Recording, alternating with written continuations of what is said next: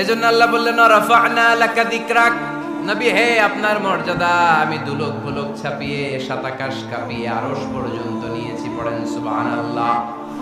আবার আল্লাহ বললেন নবী হে এমন মর্যাদা আমি আপনারে দেব আপনি কল্পনাও করতে পারবেন না।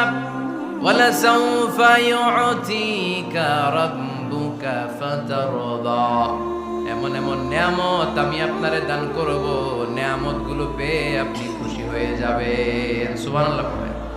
বিশ্বনবীর পুরো জীবনটাকে নিয়ামত দিয়ে ধন্য করেছে কে? আল্লাহর হাবিব বললেন, রব্বুল আলামিন বলেছেন নিয়ামত দিয়ে আমার জীবনকে আপনি ধন্য করবেন। কি নিয়ামত দিবেন একটা বলেন। আল্লাহ বললেন ইন্না, পড়েন ইন্না আ'তাইনাকাল কাউসার ফাসাল্লি লিরাব্বিকা ওয়ানহার ইন্না শানিআকা হুয়াল আবতার। পড়েন সুবহানাল্লাহ। নবী হে আপনাকে কাউসার দিয়েছি, কাউসার। কোন নবীকে কাউসার দেই নাই। কিয়ামতের দিনটা হবে ভয়ঙ্কর, মাথার উপরে সূর্য নেমে আসবে, তৃষ্ণায় জিহ্বাটা বের হয়ে যাবে, মাথার মগজগুলো গলে গলে নাকের ছিদ্র কানের ছিদ্র দিয়ে টপ টপ করে পড়বে, জিহ্বাটা কুকুরের মতো নাভিস্থল পর্যন্ত এসে ঝুলে থাকবে।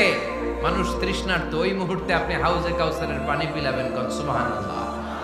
আহলা মিনাল আসাল, মধুর চাইতো মিষ্টি, আবিয়াদু মিনাল লাবান, দুধের চাইতো সাদা, আবরাদু মিনাস সালজ, বরফের চাইতো ঠান্ডা।